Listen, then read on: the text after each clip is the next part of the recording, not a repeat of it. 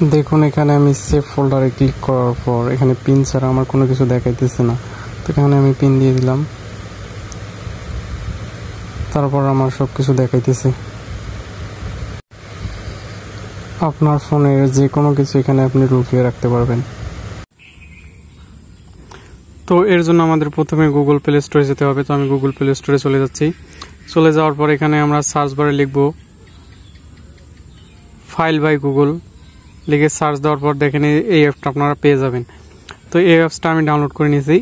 তো এখন ডাউনলোড করতেছি না, তো আমি এখান থেকে ওপেন করে নিতেছি।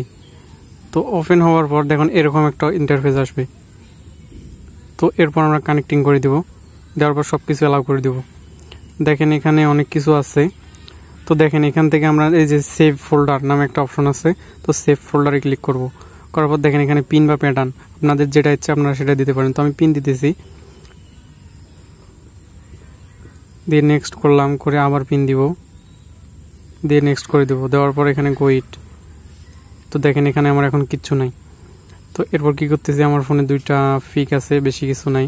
তো আমি মনে করেন এই পিকটাই, তার মধ্যে আমি যে কোনো একটা পিক আমি সেভ ফোল্ডারে রেখে দেবো, যেটা কারো নজরে আসবে না।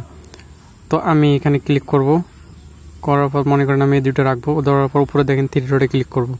তো থ্রি ডটে ক্লিক করার পর দেখেন এখানে মুভ টু সেভ ফোল্ডার নামে একটা অপশন আছে, আমি এইটাই ক্লিক করব। করার পর আমি পিনটা এখন দিয়ে দিব।